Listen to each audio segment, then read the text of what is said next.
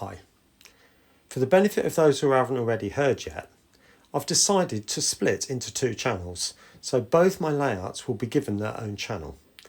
This channel will remain as Piccadilly the N-gauge layout, this one. However, Piccadilly Sidings, the 00 gauge layout, has been given its own channel, and all the videos that have been made from that are now on that channel. I will be posting 2 more videos on the 00 gauge layout here as a bit of a transition period really. But if you'd like to follow any further content from that, you'd need to subscribe to that particular channel. The link is in the description, and there will also be some pop-ups come out of the video from time to time just to remind you. So do pop across, give it a sub, and I'll see you across there sometime. Take care. Good afternoon everyone, and welcome back to Piccadilly. Now, the idea of these basic videos is to give people the idea of how to go about doing basic tasks. And I get a lot of comments from people who are very appreciative of being shown in previous videos how to do such things. So I thought maybe a mini series, one every now and again, not necessarily every one obviously, but showing the different types of activities that we can do on a model railway. So one of the things I want to do is down there is to put in the 2 points that I said I was going to put in a couple of weeks ago when I replaced the track. So let's go and have a look. Right, welcome back. Now, as you can see, I've now positioned these 2 points where I want them to be. I did say a couple of weeks ago that I was going to put them in, but just didn't do it. So this is going to be a single siding now, and not 2 sidings as I first originally planned. But when the track is extended and these silly curves have gone, then I will extend it so it's a very long siding. So that'll be quite nice. But then want to join this track up to this point here as well. Okay, so what do I do then?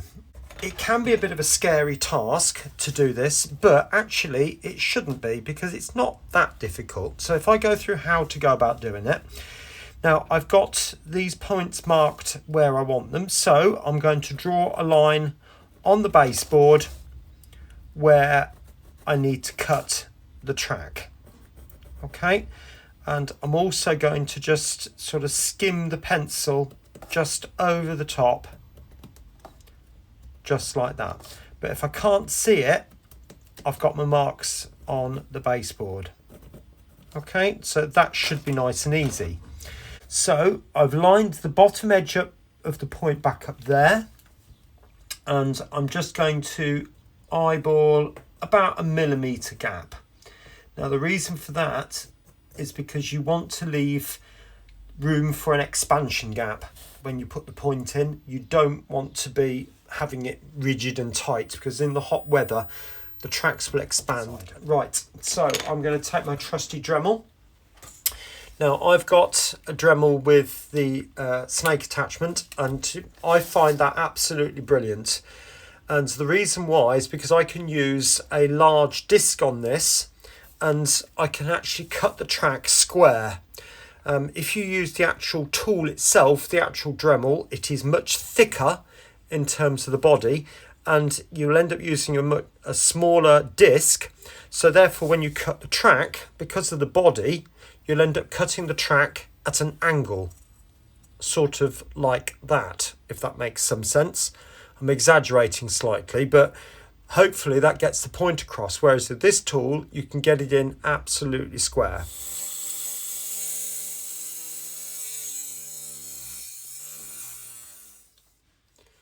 Right, so they're cut out now. Now, if you saw my video the other day about removing track, it's exactly the same process.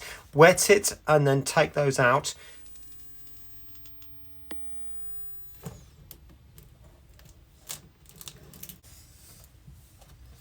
Right, next job. What I need to do is just double check now that the tracks are going to fit. Yeah, there's probably about 1 millimetre either side of that one. That's perfect. When we do this, the idea is that we slot it in there and push it down. Now you might think, well, how are we going to get the sleepers or the fish plates into this end? Well, what I'm going to do is remove the first two sleepers in there. So what I do is I cut just inside the rail, there and there, and remove the debris. And then I put the blade in and push out, being very gentle not to bend the rails. Once I've got it to that point, I can then snip it off. Right, the next bit is to put a piece of cork in here to represent where the points are going. A cork underneath.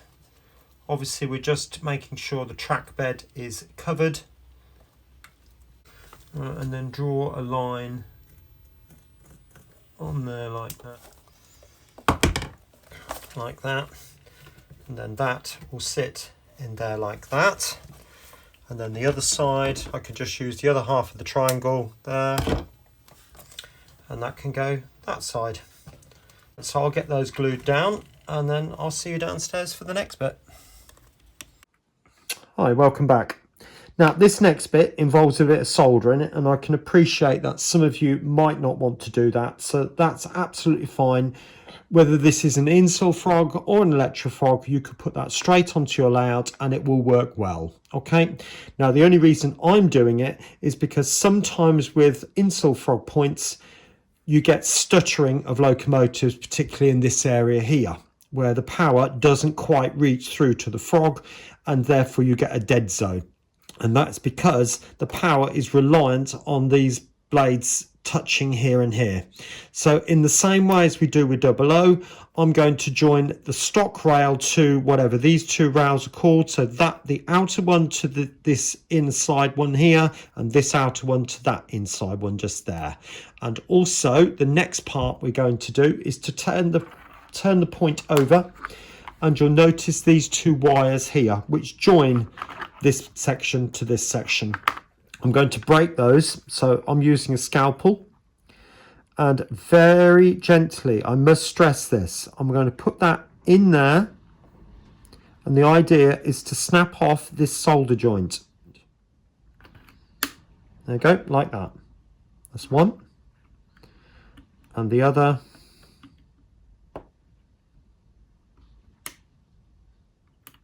like that.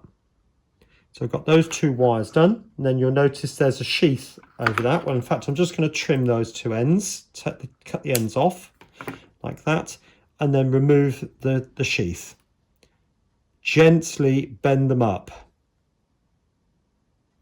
like that. Okay, there we go.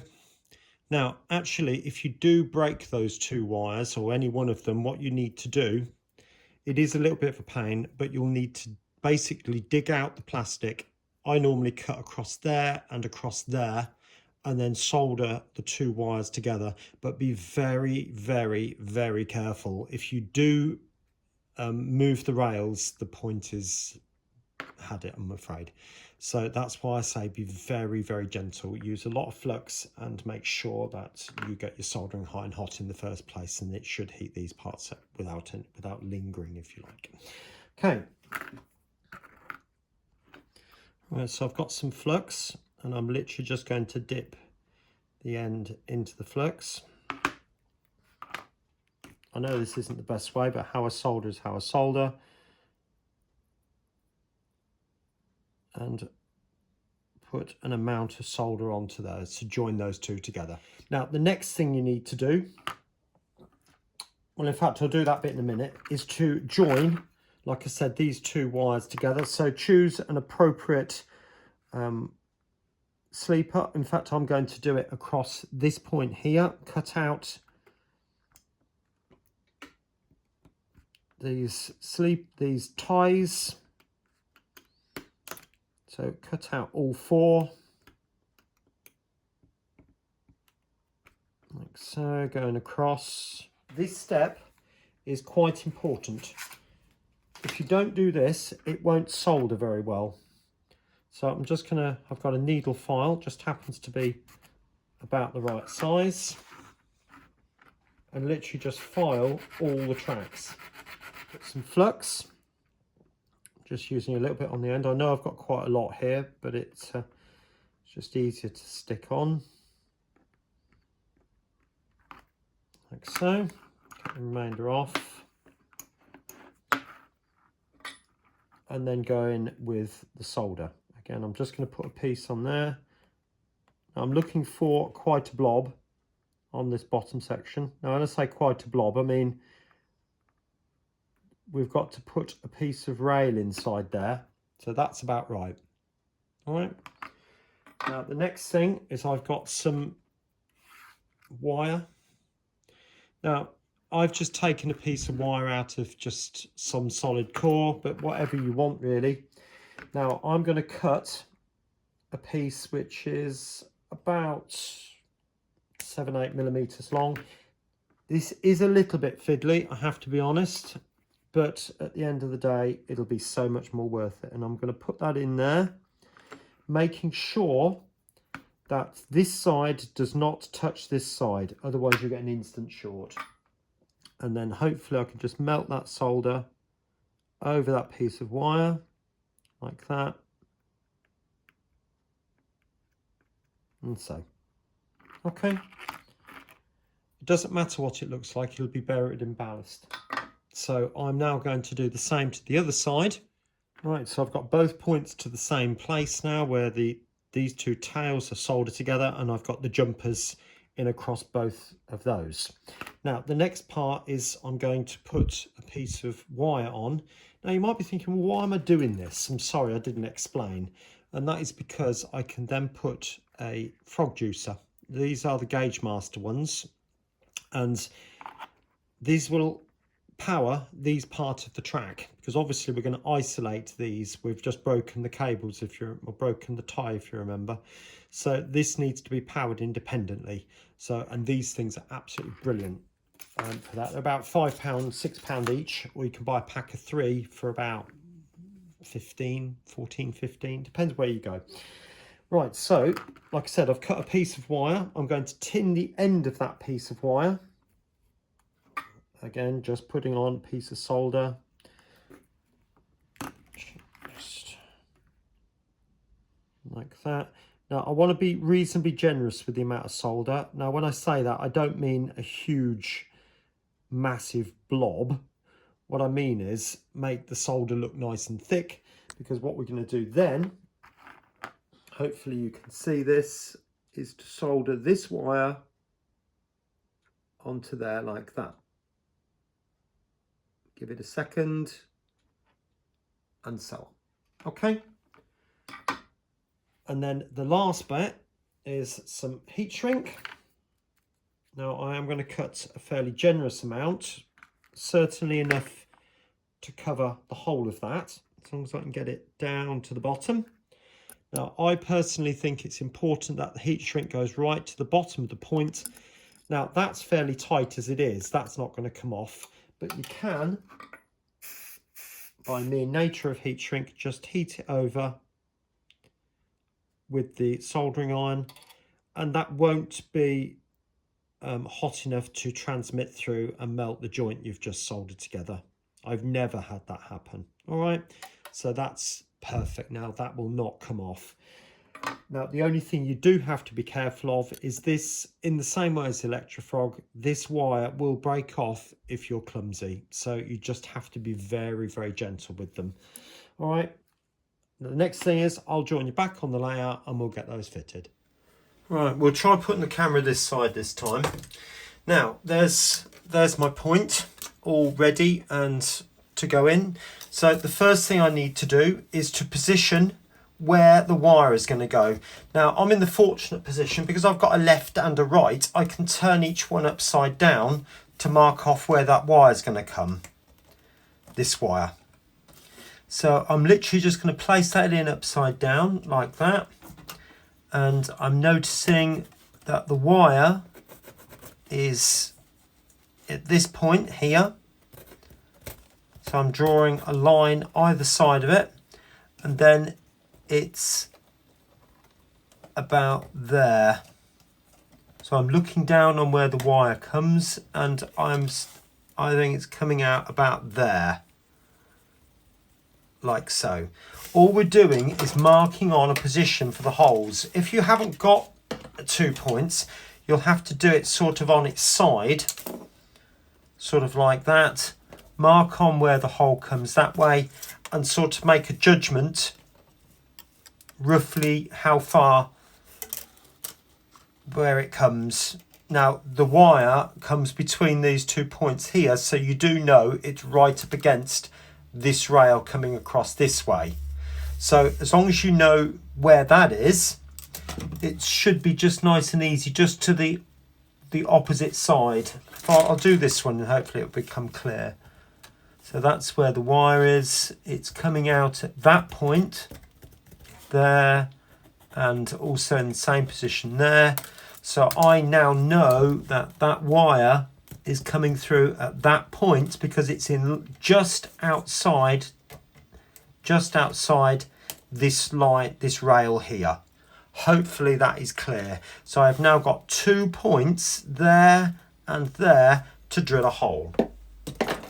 Now I'm going to use a 3mm drill bit. Next thing we need to do is to put the fish plates on the end of these tracks here. Now if you try and do it just by putting a fish plate in your hands and trying to do it that way, or even by trying to hold a fish plate and trying to do it that way, you'll be there forever and a day and you'll probably damage the fish plate at the end of it.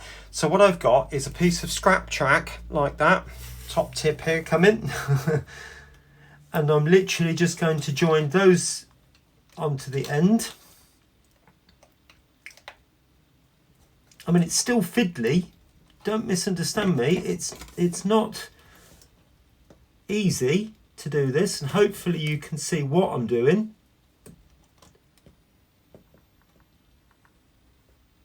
But it's a lot easier than trying to do it otherwise. Right, so I'm going to fit this point, this one, and what you'll notice is I've fitted plastic fish plates to both the ends of these, because this effectively is going to work off the same electrical polarity, whether it be negative or positive. But the idea of the frog juicer is that when the locomotive crosses it, there is a slight short, but the electronics inside the frog juicer organise the correct polarity for it, so it will just switch from one to the other. They're brilliant. Anyway, feed the wire through the hole, and then obviously feed on the 2 fish plates and join that end of the track on. Now I'm pushing it right home. Now that should leave a small gap. Now I've got a gap of about 1 mil one side and slightly bigger the other side, which should be fine. Then using the pliers, I'm then going to join that across, being again very gentle, just like that. And then I can just push the point back slightly to make sure I've got a gap of an even both sides. All right, now that is then ready to attach the frog juicer